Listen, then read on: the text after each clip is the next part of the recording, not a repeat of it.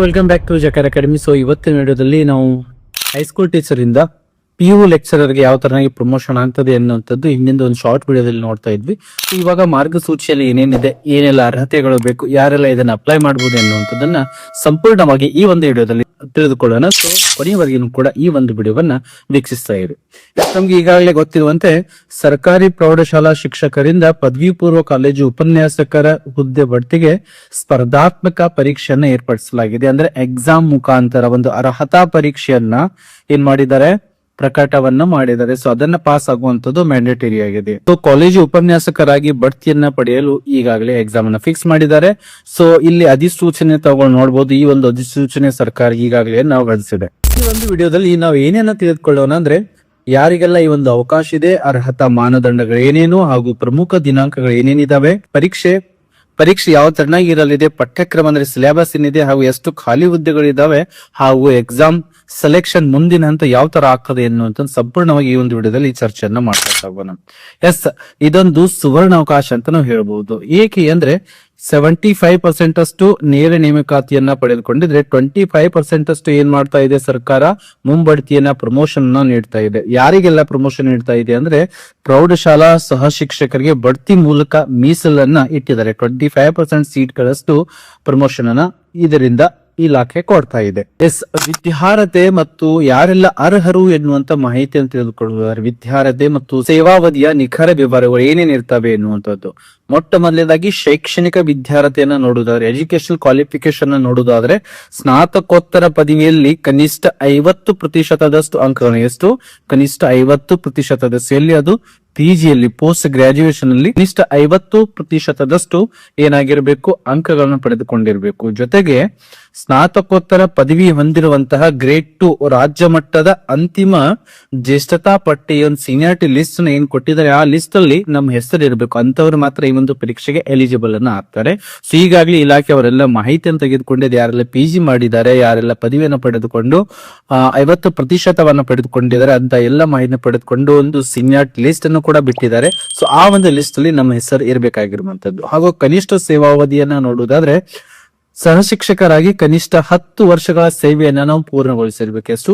10 years mandatory ಇದೆ. By chance ಆ ಒಂದು ಸಬ್ಜೆಕ್ಟ್ ಅಲ್ಲಿ ಯಾರಾದ್ರೂ 10 ಇಯರ್ಸ್ ಸಿಗ್ಲಿಲ್ಲ ಅಂದ್ರೆ 7 ವರ್ಷ ಸೇವಾವಧಿನೂ ಕೂಡ ಇಲ್ಲಿ ಪರಿಗಣಿಸ್ತಾರೆ. ಏನು ಅಂದ್ರೆ ಪ್ರೊಫೆಷನಲ್ ಪೀರಿಯಡ್ ಏನಾಗಿರ್ಬೇಕು, ನಮ್ದು ಕ್ಲಿಯರ್ ಆಗಿರ್ಬೇಕು, ತೃಪ್ತಿಕರ ಅಂತ ಆ ಒಂದು ನಮ್ಮ PP ಡಿಕ್ಲೇರ್ ಆಗಿರ್ಬೇಕು. ಸೊ ಆಲ್ಮೋಸ್ಟ್ ಎಲ್ಲ ಕೂಡ ಆಗತ್ತೆ. ಸೊ ಬನ್ನಿ ಇವಾಗ ನಾವು ಯಾವೆಲ್ಲ ವಿಷಯಗಳಿದಾವೆ ಎನ್ನುವಂಥದ್ರ ಬಗ್ಗೆ ನೋಡ್ತಾ ಸಾಗೋಣ. ಈ ಒಂದು ಅರ್ಹತಾ ಪರೀಕ್ಷೆಗೆ ನಡೆಸಬೇಕು ವಿಷಯಗಳು ಹಾಗೂ ಬಡ್ತಿ ಕೋಟಾದ ಖಾಲಿ ಹುದ್ದೆಯ ವಿವರಗಳು ಅಂತ ಕೊಟ್ಟಿದ್ದಾರೆ. ಅಂದ್ರೆ ಯಾವೆಲ್ಲ ಹುದ್ದೆಗಳು ಎಷ್ಟೆಷ್ಟು ಖಾಲಿ ಇದಾವೆ, ಯಾವೆಲ್ಲ ವಿಷಯದಲ್ಲಿ ಎಷ್ಟೆಷ್ಟು ಖಾಲಿ ಇದಾವೆ ಎನ್ನುವಂಥದ್ದು ಕೂಡ ಕೊಟ್ಟಿದ್ದಾರೆ. ಕನ್ನಡ ವಿಷಯದಲ್ಲಿ 229, ಇಂಗ್ಲಿಷ್ ವಿಷಯದಲ್ಲಿ 89, ಹಿಂದಿ ವಿಷಯದಲ್ಲಿ 19, ಉರ್ದು ವಿಷಯದಲ್ಲಿ 16, ಸಂಸ್ಕೃತದಲ್ಲಿ 10, ಇತಿಹಾಸದಲ್ಲಿ 59, ಅರ್ಥಶಾಸ್ತ್ರದಲ್ಲಿ 110 ಪೋಸ್ಟ್ಗಳು ಖಾಲಿ ಇದಾವೆ. ಭೂಗೋಳ ಶಾಸ್ತ್ರದಲ್ಲಿ ಒಟ್ಟು 20, ಸಮಾಜಶಾಸ್ತ್ರದಲ್ಲಿ 146, ರಾಜ್ಯಶಾಸ್ತ್ರದಲ್ಲಿ 55, ಗಣಿತದಲ್ಲಿ 17 ಹಾಗೂ ಜೀವಶಾಸ್ತ್ರದಲ್ಲಿ ಒಟ್ಟು 19 ಪೋಸ್ಟ್ಗಳು ವೇಕೆಂಟ್ ಗಳಿದಾವೆ. ಸೊ ಅದನ್ನ ಬಡ್ತಿ ಮೂಲಕ ಏನ್ ಮಾಡ್ತಾ ಇದ್ದಾರೆ, ಆ ಒಂದು ಹುದ್ದೆಗಳನ್ನ ಭರ್ತಿಯನ್ನ ಮಾಡ್ತಾ ಇದ್ದಾರೆ. ಇಲ್ಲಿ ಸೂಚನೆ ಕೂಡ ನೋಡ್ತಾ ಸಾಗಿ. ಬಡ್ತಿ ಕೋಟಾದ ಖಾಲಿ ಹುದ್ದೆಗಳ ಸಂಖ್ಯೆ ಪರಿಷ್ಕರಣೆಗೆ ಒಳಪಟ್ಟಿರ್ತದೆ. ಇದರಲ್ಲಿ ಸ್ವಲ್ಪ ಏನಾಗಿರ್ಬಹುದು, ಚೇಂಜಸ್ ಕೂಡ ಆಗಬಹುದು ಎನ್ನುವಂಥದ್ದನ್ನ ಪಡ್ತಾ ಇದ್ದಾರೆ. ಇನ್ನು ಇದಕ್ಕೆ ಸಂಬಂಧಿಸಿರ್ತಕ್ಕಂತಹ ಪ್ರಮುಖ ದಿನಾಂಕಗಳನ್ನ ನೋಡುವುದಾದ್ರೆ, ಇದೆಲ್ಲವನ್ನ ನಿಮ್ಮ ಕ್ಯಾಲೆಂಡರ್ ಅಲ್ಲಿ ತಾವು ಇದನ್ನ ಗುರ್ತು ಮಾಡ್ಕೊಂಡು ಇಟ್ಕೊಳ್ಳಿ. ಈ ಒಂದು ಅರ್ಹತಾ ಪರೀಕ್ಷೆಗೆ ಅರ್ಜಿಗಳ ಸಲ್ಲಿಕೆ ಯಾವಾಗಿನ ಪ್ರಾರಂಭ ಆಗ್ತಾ ಇದೆ ಅಂದ್ರೆ, ಅರ್ಜಿ ಸಲ್ಲಿಕೆ ಆರಂಭ 29 ಡಿಸೆಂಬರ್ 2025 ಈ ಒಂದು ಅರ್ಜಿಗಳು ಆನ್ಲೈನ್ ಅಲ್ಲಿ ಪ್ರಾರಂಭ ಆಗ್ತವೆ. ಎಲ್ಲಿ ಅಂದ್ರೆ ಸ್ಕೂಲ್ ಎಜುಕೇಶನ್ ಅಲ್ಲಿ. ಎಸ್, ಅರ್ಜಿ ಸಲ್ಲಿಕೆಯ ಕೊನೆ ದಿನಾಂಕವನ್ನು ನೋಡೋದ್ರೆ 28 ಜನವರಿ 2026 ಹಾಗೂ ಹಾಲ್ ಟಿಕೆಟ್ ಅನ್ನ ಡೌನ್ಲೋಡ್ ಮಾಡ್ಕೊಳ್ಳಕ್ಕೆ ಯಾವಾಗಿನ ಪ್ರಾರಂಭ ಆಗ್ತದೆ ಅಂದ್ರೆ 12 ಫೆಬ್ರವರಿ 2026 ಇಲ್ಲಿವರೆಗೂ ಕೂಡ 22 ಫೆಬ್ರವರಿ 2026 ಏನಾಗ್ತಾ ಇದೆ, ನಮಗೆ ನಾವು ಡೌನ್ಲೋಡ್ ಅನ್ನ ಹಾಲ್ ಟಿಕೆಟ್ ಅನ್ನ ಡೌನ್ಲೋಡ್ ಮಾಡ್ಕೊಳ್ಬಹುದು. ಇನ್ನು ಪರೀಕ್ಷಾ ದಿನಾಂಕವನ್ನ ನೋಡೋದಾದ್ರೆ, ಎಕ್ಸಾಮ್ ಡೇಟ್ ಯಾವಾಗ ಈ ಒಂದು ಎಕ್ಸಾಮ್ ಕಂಡಕ್ಟ್ ಮಾಡ್ತಾ ಇದ್ದಾರೆ ಎನ್ನುವಂತಾದ್ರೆ 22 ಫೆಬ್ರವರಿ 2026 ಸಂಡೇ ದಿನ, ಭಾನುವಾರ ದಿನದಿಂದ ಏನ್ ಮಾಡ್ತಾ ಇದ್ದಾರೆ, ಈ ಒಂದು ಪರೀಕ್ಷೆನ ಕಂಡಕ್ಟ್ ಅನ್ನ ಮಾಡ್ತಾ ಇದ್ದಾರೆ. ಸೊ ಈ ಒಂದು ಡೇಟ್ಸ್ ಗಳು ಬಹಳಷ್ಟು ಇಂಪಾರ್ಟೆಂಟ್ ಆಗಿರುವಂತದ್ದು. ಸೊ ಇದೆಲ್ಲವನ್ನ ತಾವು ಗಮನದಲ್ಲಿ ಇಟ್ಕೊಳ್ಬೇಕು. ಇನ್ನು 22ನೇ ತಾರೀಕು 22 ಫೆಬ್ರವರಿ 2026ರಂದು 2 ಸೆಷನ್ ಅಲ್ಲಿ ನಮಗೆ ಎಕ್ಸಾಮ್ ಅನ್ನ ಕಂಡಕ್ಟ್ ಮಾಡ್ತಾರೆ. ಇದು ಮೊದಲನೇ ಸೆಷನ್ ಆಗಿದ್ರೆ ಇದು ಸೆಕೆಂಡ್ ಸೆಷನ್. ಮೊದಲನೇ ಸೆಷನ್ ಅಲ್ಲಿ ಲ್ಯಾಂಗ್ವೇಜ್ ಗಳಿದಾವೆ. ಮಾರ್ನಿಂಗ್ ಸೆಷನ್ ಅಂತ ಕರಿತೀವಿ. ಬೆಳಿಗ್ಗೆ 9:30ಯಿಂದ ಮಧ್ಯಾಹ್ನ 12 ಗಂಟೆವರೆಗೆ, ಅಂದ್ರೆ ಸರಿ ಸುಮಾರಾಗಿ 2:45 ಕೂಡ ನಮಗೆ ಸಮಯಾವಕಾಶ ಇರ್ತದೆ. 2.5 ಗಂಟೆ ನಮಗೆ ಸಮಯಾವಕಾಶ ಇರ್ತದೆ. ಬೆಳಗ್ಗೆ ನೋಡಿದ್ರೆ ಕನ್ನಡ, ಇಂಗ್ಲಿಷ್, ಹಿಂದಿ, ತೆಲುಗು, ಸಂಸ್ಕೃತ ಅಂದ್ರೆ ಇನ್ನುಳಿದ ಎಲ್ಲ ಭಾಷೆಗಳು ಕೂಡ ಈ ಒಂದು ಬೆಳಗಿನ ಸೆಕ್ಷನ್ ತೆಗೆದುಕೊಳ್ತಾರೆ. ಇನ್ನು ಇತಿಹಾಸ, ಅರ್ಥಶಾಸ್ತ್ರ, ಭೂಗೋಳಶಾಸ್ತ್ರ, ಸಮಾಜಶಾಸ್ತ್ರ, ಜೀವಶಾಸ್ತ್ರ, ಗಣಿತ, ವಿಜ್ಞಾನ ಇವೆಲ್ಲವನ್ನು ಕೂಡ ಆಫ್ಟರ್ನೂನ್ ಸೆಷನ್ ಅದು ಯಾವಾಗಿಂದ ಆಗ್ತಾ ಇದೆ, ಮಧ್ಯಾಹ್ನ 2 ಗಂಟೆಯಿಂದ ಸಂಜೆ 4:15 ಅಂದ್ರೆ 4:45 ಕೂಡ ಸರಿ ಸುಮಾರಾಗಿ ನಮಗೆ 2:15 ಸಮಯ ನಮಗೆ ಇಲ್ಲಿನೂ ಕೂಡ ಸಿಗ್ತಾ ಇದೆ. ಸೊ ಇದು ಕೂಡ ಬಹಳಷ್ಟು ಇಂಪಾರ್ಟೆಂಟ್ ಆಗಿರುವಂತ ಲ್ಯಾಂಗ್ವೇಜ್ ಎಲ್ಲವೂ ಕೂಡ ಮಾರ್ನಿಂಗ್ ಸೆಷನ್ ಅಲ್ಲಿ ಇರ್ತವೆ, ಹಾಗೂ ಕೋರ್ ಸಬ್ಜೆಕ್ಟ್ ಏನಿದಾವೆ ಅವೆಲ್ಲವೂ ಕೂಡ ಆಫ್ಟರ್ನೂನ್ ಸೆಷನ್ ಅಲ್ಲಿ ಇರ್ತವೆ. ಅರ್ಜಿ ತುಂಬುದ್ರ ಸಲುವಾಗಿ ಅಪ್ಲಿಕೇಶನ್ ಯಾವ ತರ ಹಾಕ್ಬೇಕೆನ್ನುವಂತ ಸ್ಕೂಲ್ ಎಜುಕೇಶನ್ ಅಲ್ಲಿ ಒಂದು ಲಿಂಕ್ ಅನ್ನ ಬಿಡುತ್ತಾರೆ. ಅಲ್ಲಿ ನಾವು ಯೂಸರ್ ಐಡಿ ಮತ್ತು ಪಾಸ್ವರ್ಡ್ ಅನ್ನ ವೆಬ್ಸೈಟ್ ಲಾಗಿನ್ ಮುಖಾಂತರ ಬಳಸ್ಕೊಂಡು ಕ್ರಿಯೇಟ್ ಮಾಡ್ಕೊಳ್ಬೇಕು. ಜೊತೆಗೆ ಮಾಹಿತಿ ಭರ್ತಿ ಅರ್ಜಿಯಲ್ಲಿ ಕೇಳಲಾದ ಎಲ್ಲ ವೈಯಕ್ತಿಕ ಮತ್ತು ಶೈಕ್ಷಣಿಕ ವಿವರಗಳನ್ನ ನಿಖರವಾಗಿ ನಾವು ಭರ್ತಿಯನ್ನ ಮಾಡಬೇಕಾಗಿರುವಂತದ್ದು. ಇನ್ನು ಫೋಟೋ ಮತ್ತು ಸಹಿ ಅಪ್ಲೋಡ್ ಕೂಡ ಇರ್ತದೆ. ಫೋಟೋ ಎಷ್ಟಿರ್ಬೇಕಂದ್ರೆ 50 KB ಇರಬೇಕು, ಹಾಗೂ ಸಹಿ 40 KB ಅಷ್ಟು ಅದರ ಒಂದು JPG ಫಾರ್ಮ್ಯಾಟ್ ಅಲ್ಲಿ ಅದು ಇರಬೇಕಾಗಿರುವಂತದ್ದು.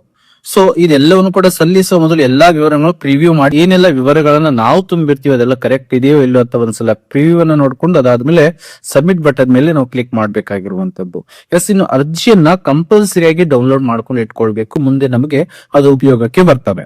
ಇನ್ನು ಸಿಲೆಬಸ್ ಬಗ್ಗೆ ನೋಡೋದಾದ್ರೆ, ಸಿಲೆಬಸ್ ಎಲ್ಲಿದೆ ಕೇಳ್ತಾರೆ ನಮಗೆ ಅಂದ್ರೆ ಇಲ್ಲಿ ಇನ್ನೊಂದು ವಿಷಯ ಹೇಳ್ಬೇಕಾಗಿರುವಂತದ್ದು, ಬೈ ಚಾನ್ಸ್ ನೀವು ಲ್ಯಾಂಗ್ವೇಜ್ ಹಾಗೂ ಕೋರ್ಸ್ ಸಬ್ಜೆಕ್ಟ್ ಎರಡೂ ವಿಷಯಗಳಲ್ಲಿ PG ಅನ್ನ ಮಾಡಿದ್ರೆ ನಿಮಗೆ ಎರಡೂ ವಿಷಯಗಳಲ್ಲಿ ಬರೀಲಿಕ್ಕೆ ಅವಕಾಶವನ್ನ ಕೊಡಲಾಗ್ತಾ ಇದೆ. ನೀವು ಯಾವ್ದ್ರಲ್ಲಿ ಸೆಲೆಕ್ಷನ್ ಆಗ್ತೀರಾ ಅದೇ ಒಂದು ಜಿಸ್ತತಿಯನ್ನ, ಅದೇ ಒಂದು ಮೆರಿಟ್ ಲಿಸ್ಟ್ ಕೂಡ ನಿಮಗೆ ಹಿಡಿತಾರೆ. ಬೈ ಚಾನ್ಸ್ ನೀವು ಕನ್ನಡ ಹಾಗೂ ಅರ್ಥಶಾಸ್ತ್ರ ಅಥವಾ ಕನ್ನಡ ಅಥವಾ ಇಕನಾಮಿಕ್ಸ್ ಅನ್ನು ಓದ್ಕೊಂಡಿದ್ರೆ ಅಂದ್ರೆ ಕನ್ನಡದಲ್ಲಿನೂ ಕೂಡ ತಾವು ಎಕ್ಸಾಮ್ ಅನ್ನ ಬರೀಬಹುದು, ಹಾಗೂ ಎಕನಾಮಿಕ್ಸ್ ಆರ್ ಸೋಸಿಯಾಲಜಿ ಆರ್ ಹಿಸ್ಟ್ರಿಯಲ್ಲಿನೂ ಕೂಡ ತಗೊಳ್ಳೋದನ್ನ ಎಕ್ಸಾಮ್ ಅನ್ನ ಎರಡು ಎಕ್ಸಾಮ್ ಗಳನ್ನ ಬರೀಲಿಕ್ಕೆ ನಿಮಗೆ ಅವಕಾಶ ಇದೆ. ನೀವು ಸೆಲೆಕ್ಷನ್ ಯಾವ್ದ್ರಲ್ಲಿ ಆಗ್ತೀರಾ ನಿಮ್ಮ ಚಾಯ್ಸ್ ಮೇಲೆ ಅದು ಇರ್ತದೆ.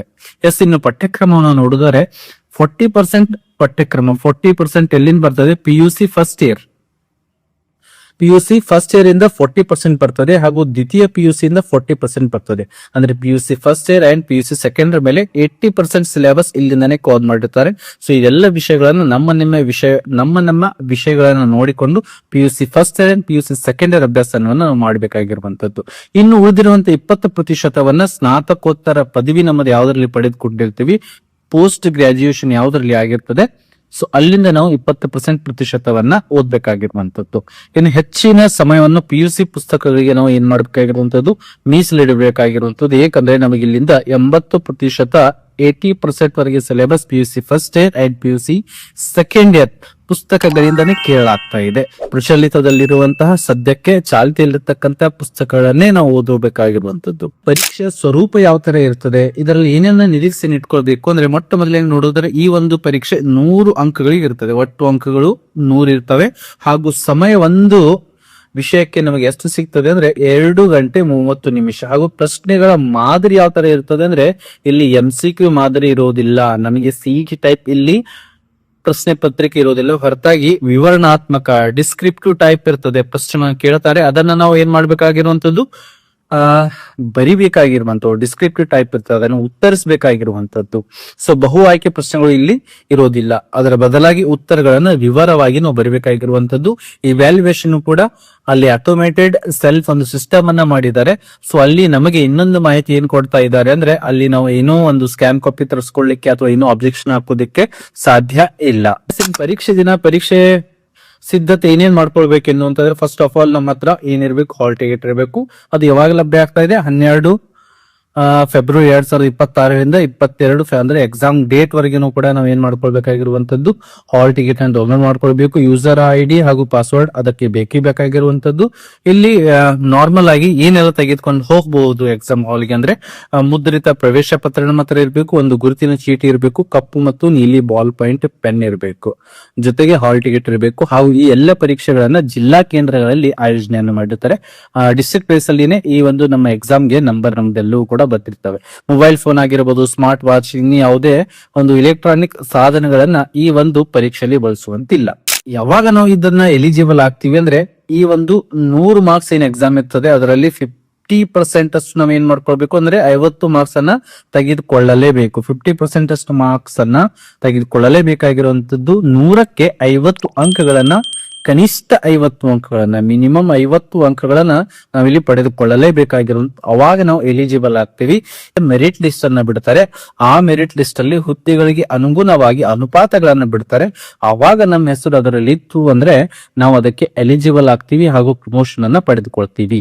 ಮತ್ತೆ ಏನಾದ್ರೂ ಹೆಚ್ಚಿನ ಮಾಹಿತಿಗಳು ಬೇಕಾಗಿದ್ರೆ ಇಲ್ಲಿ ಸಂಪರ್ಕಿಸಬೇಕಾಗಿರುವಂತಹ ವಿವರವನ್ನು ಕೊಡಲಾಗಿದೆ. ಇಲ್ಲಿ ಕೂಡ ಅಡ್ರೆಸ್ ಇದೆ, ದೂರವಾಣಿ ಸಂಖ್ಯೆ ಇದೆ ಹಾಗೂ ಇಲ್ಲಿ ಒಂದು ಇಮೇಲ್ ಕೂಡ ಕೊಡಲಾಗಿದೆ. ಇಲ್ಲಿ ತಾವುಗಳು ಏನ್ ಮಾಡಬಹುದು, ಸಂಪರ್ಕವನ್ನ ಸಾಧಿಸಬಹುದು. ಸೊ ಇದಾಗಿತ್ತು ಡೀಟೇಲ್ಡ್ ಆಗಿ, ಒಂದಿಷ್ಟು ಸ್ವಲ್ಪ ಡೀಟೇಲ್ಡ್ ಆಗಿ.